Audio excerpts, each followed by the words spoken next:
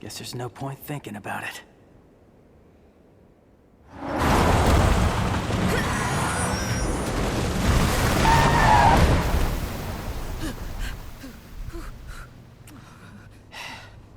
Perfect timing. Now we're starting to act like a team. Ew. You like flirting with me? Knock it off. Get in the car.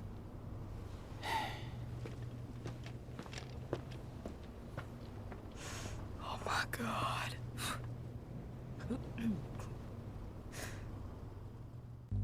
And welcome back to part 6 of Devil May Cry 5, where today we're starting mission 8, Demon King, where we'll finally be pushing to try and get Urizen and get our ultimate revenge. And if you're curious as to how effective that will be, well, we're on only mission 8 of 20, so, you know, work that one out, genius. But we're still going to give it a good go and see what happens. As I re-prepare myself, because we used a lot the other day with mission 7. We went through everything.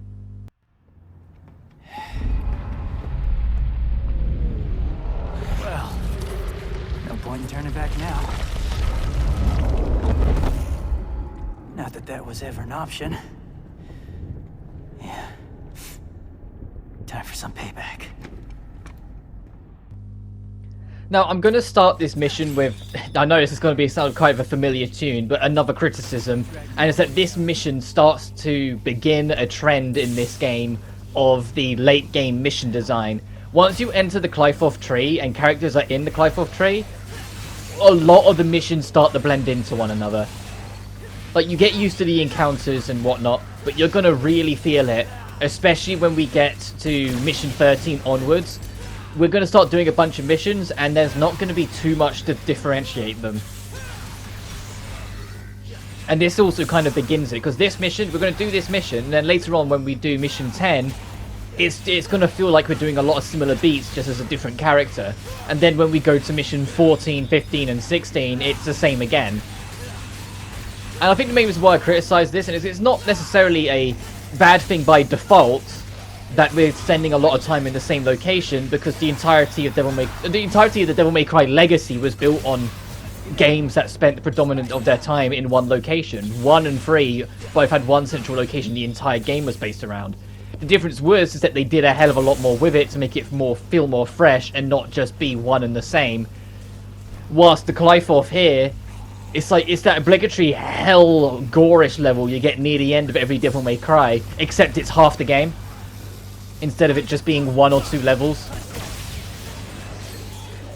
And I get that there was probably a lot of things to do with budget because of the fact they wanted to keep the RE engine and they wanted it to look fantastic and they wanted to incorporate all the technicalities and add a new character and have all these photoed in costumes for them that would have cost a pretty penny as well, and all the face motion capture, because they did face models for the characters to make them look more lifelike, and everything else. Yeah, it would have cost a fortune, but I would have much rathered this game just be running on empty framework the same as DMC4 or something like that, if it meant more variety in level design, if it meant they had more budget to put stuff in elsewhere. Like, I love the new art style and I do like it a lot. I just think if it was anything that has to compromise the game flow should come later. The game flow, the gameplay and the environments you go for, I always feel should be top priority, everything else worry about later. Yeah, there's always outliers to this, because one of the biggest things that hurt Uncharted 3 was that they did gameplay and locations first, and then just kind of fuddled around with a story trying to work out what the fuck to do. Also, this is a Fury, and there it goes. I'm going to be making a point now. In almost every instance in the game where I can avoid directly dealing with a Fury, I'm gonna take it. It was the main reason why I was burning through Devil Arm so quickly early on in the mission. So when I got to the Fury, I could just ragtime, Buster Arm it, done. To be fair, if you're quick enough to get it coming, you can just Buster Arm it and not worry about it. I just prefer to have the safety blanket of using ragtime to freeze it in place. If you're even less confident about the kill, using ragtime will allow you to get a free hit and then catch the Fury in midair to get the kill. But the Buster Arm will instant kill, a fully charged Buster Arm will instant kill a Fury. I think the only thing it won't instant kill on DMD is a Behemoth. I think. I might be wrong. It might not kill the Judica because those guys have a lot of health too. But I'm not certain on that. And obviously bosses, but that's self-explanatory. If you could one-shot a boss on the difficulty that wasn't heaven or hell, it'd kind of defeat the point.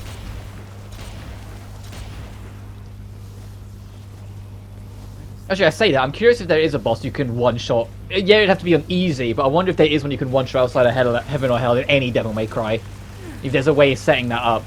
I could imagine you'd have better luck in the later ones. Later Devil May Cry's because of like the super moves that characters get.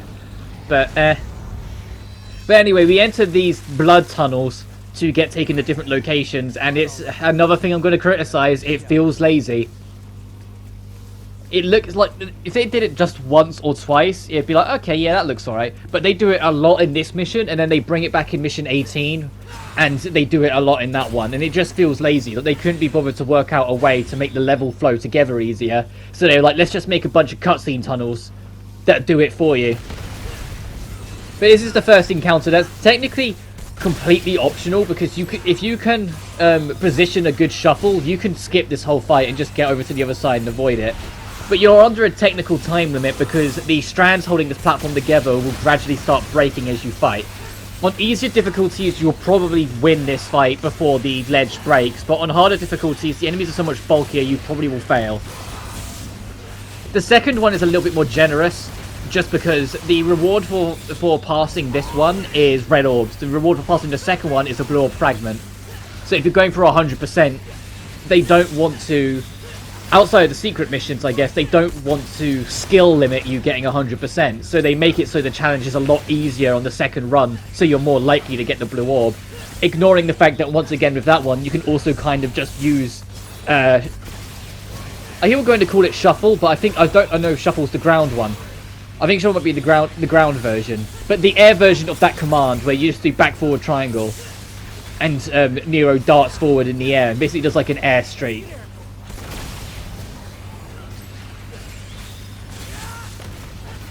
It's like grab more enemies and whack them around. It's probably still got a break, but we're doing... Oh, there it goes, as I was saying. The moment it breaks, all the enemies die because it wants to spawn a new room full of proper enemies. But like, this mission is trying to hype up a showdown, revenge showdown with Urizen, which we knew was coming, and we already kind of have the showdown broken a little bit because we know it's too early in the game for a big climactic showdown. We know we're probably going to lose this or something along that line. But the mission building up to it, mostly because of the tunnels, like the tunnels. The blood tunnel things that make the lifts that take you from section to section end up highlighting the monotony of this level more than I think it would have if they hadn't done them. And what I mean by this is that it's a tunnel, scripted encounter, the blood lift, a tunnel, scripted encounter, blood lift, rinse and repeat until the end of the mission. You just go through a linear path, fight some enemies, go through a tunnel, go through the next linear path, fight some enemies, rinse and repeat for the whole mission. There's no diversity, there's no real exploration element. And I know there's not much exploration in this Devil May Cry compared to the others. It's a lot more linear. Well, they're all linear, but you know what I mean. There's not as much environmental runaround in this game as there is as the others. Like there are, and especially, like, I'm going to get to this more as we get through it, but there's no puzzles in this game. Like, whether it be environmental or direct, there's no puzzles. And I get that, like, no one missed the dice game in Devil May Cry 4. But I certainly did miss the subtle puzzle solving and brain usage they asked for in other Devil May Crys. Whether it be the light beam puzzle in DMC3, or the projectile puzzles in DMC1. Like, just having some puzzles. Like, I feel like the puzzles or environmental platforming challenges are great ways of breaking up the combat flow, so it's not just tunnel fight, tunnel fight, tunnel fight. Like, it's not just run fight sort of thing. But this game feels very run and fight, run and fight, run and fight for the whole thing. And it's something that when I eventually get to the Final Fantasy VII Remake, I'll criticize that as well, because that does it too. But that game doesn't do it every chapter. It does have a couple areas in the game dedicated to more puzzle solving than anything else.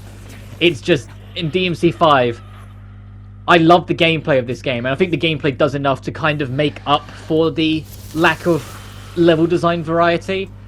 But it's when the moment you start comparing it to the rest of the series, you do notice it doesn't feel as creatively varied as it does as other Devil May Cries.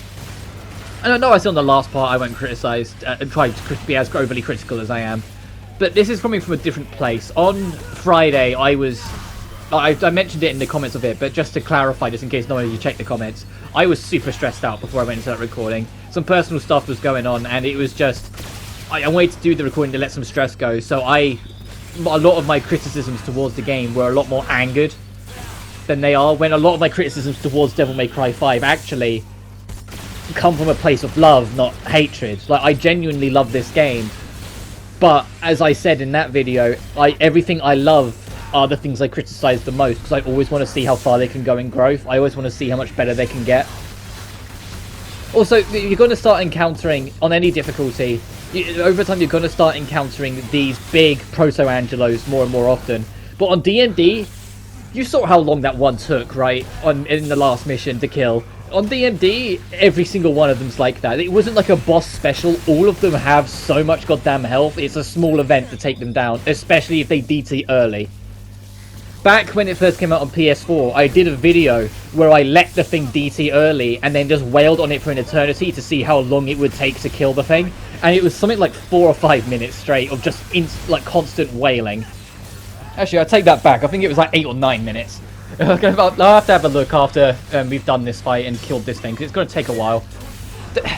That attack, where we donk off it and it goes the uppercut, it's very inconsistent whether the game lets me dodge or not. Like, I'm always like locked on and either going a direction and jump to roll, or spamming B to Gerber the hell out of there.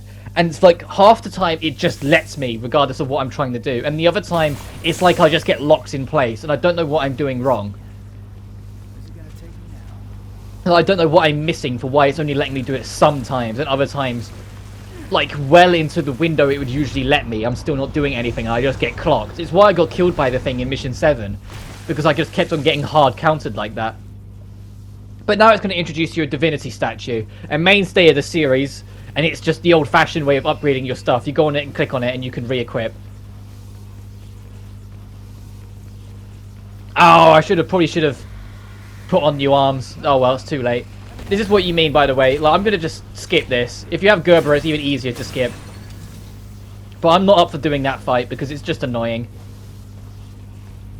But you see, because we avoided that encounter, we're at the next tunnel already. We just ran past the encounter and we're at the next tunnel. This is what I mean by this mission just feeling so kind of repetitive. Like, if they broke it up with some environmental platforming or a puzzle or two or something like that, it would have been a-okay.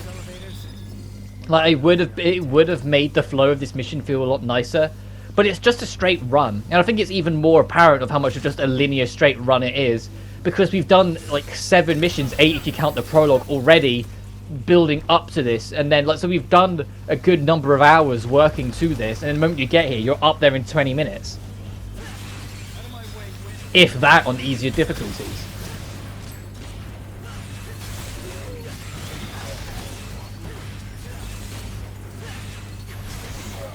And I think that's also another part of the reason why I've yet to do the challenge for S ranking every mission on every difficulty in this game, despite the fact I did it in 4. It's just because the level design I don't think is interesting enough to master it.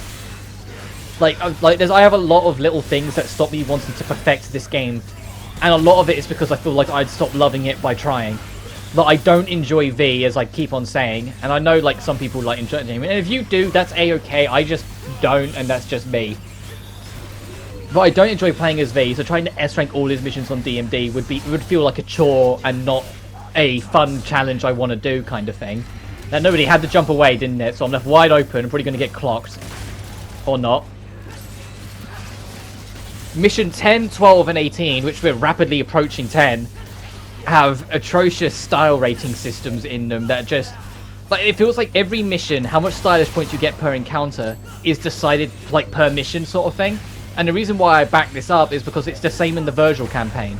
Like, when I was doing the Virgil story, you're playing as the exact same character. So the excuse of, oh, you're just not playing X character well, doesn't matter. Because you're playing the same character in every mission. But it's the same then. In Virgil's campaign, the amount of stylish points I was getting per encounter on 10, 12, and 18 were abysmally low. And it's just like, no, there's something that went genuinely wrong with the style point balance distribution. And I think the only reason why I'm so frustrated by it is that any literal point post-launch, they could have really made a simple patch that changed it, and no one would have minded.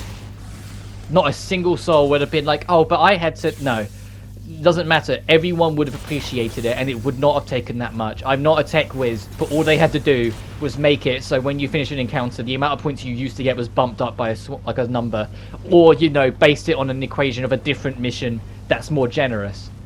Because to jump the gun, mission 13, you end that mission, you have like 8,000 stylish points every time, and the S rank is 6,000.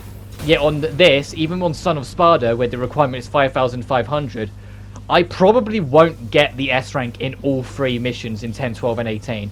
More so 18, because I'm not a big fan of that mission in general.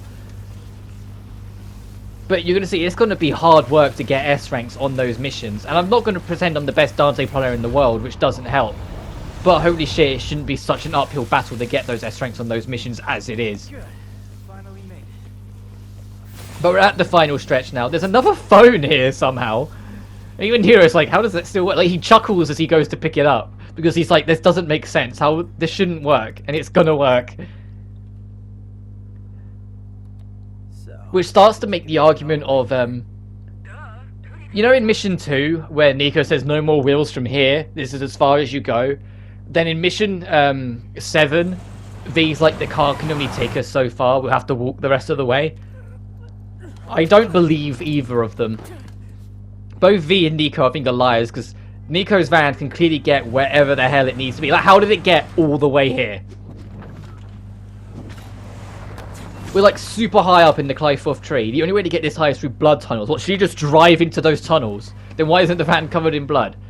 Like, it's the most video gamey shit, and I love it for that. But why make a point in the story of saying, oh, the car can only take us so far, if it clearly fucking it can take us everywhere? Like, I'm not surprised if it could just drive us to the end if it wanted to. Like, just drive us through the door and drive straight into Urizen. I'm sure Nico will somehow make it out alive at this rate.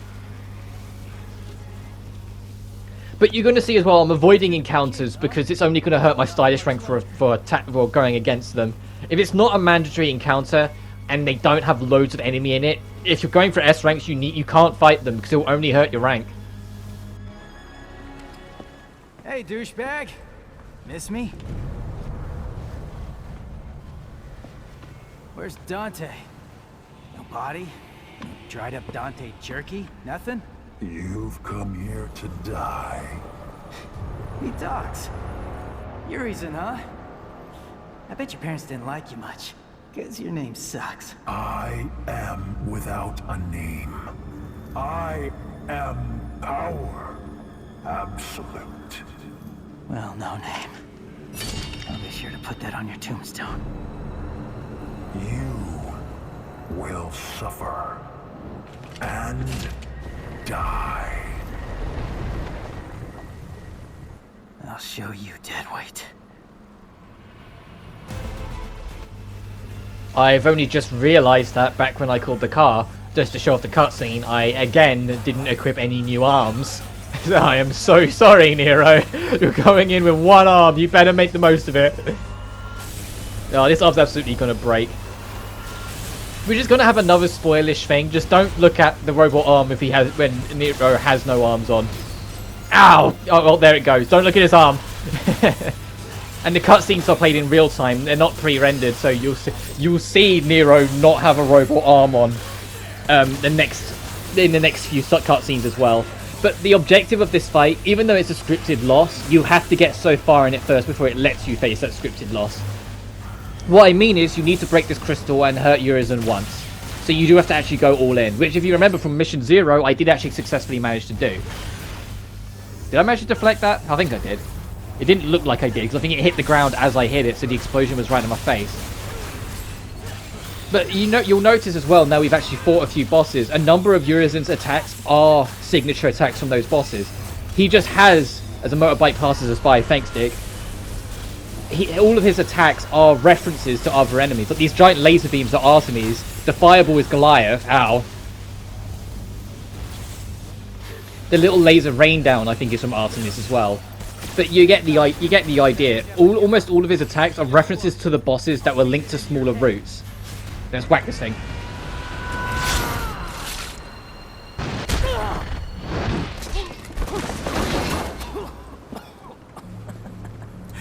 It's about time I landed something.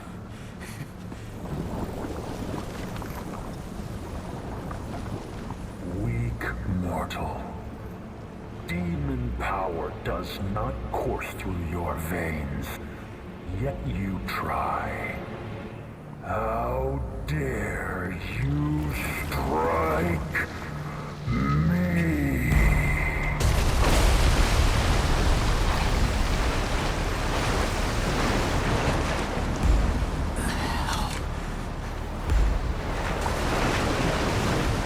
You will regret being born useless and human. I will show you your worst nightmares. I will give you despair and death.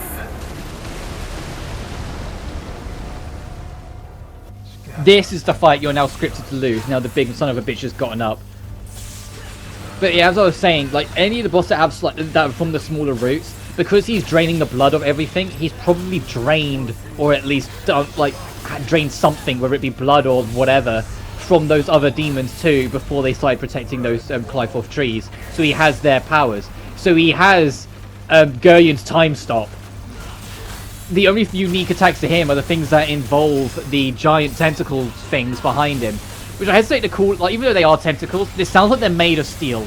Like every time they break off anything, the twang they make sound machine-like they're artificial. Ow, God, it's every time that thing is something that kills me against this thing, against Urizen.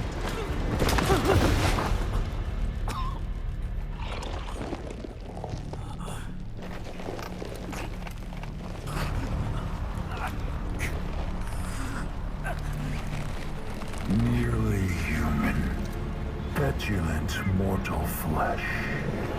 Cursed the moment you were brought into this world.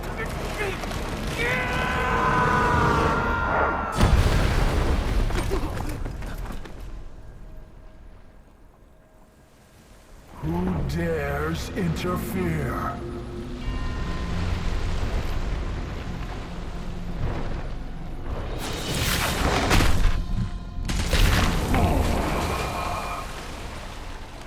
What creature stands against a king? Is that demon?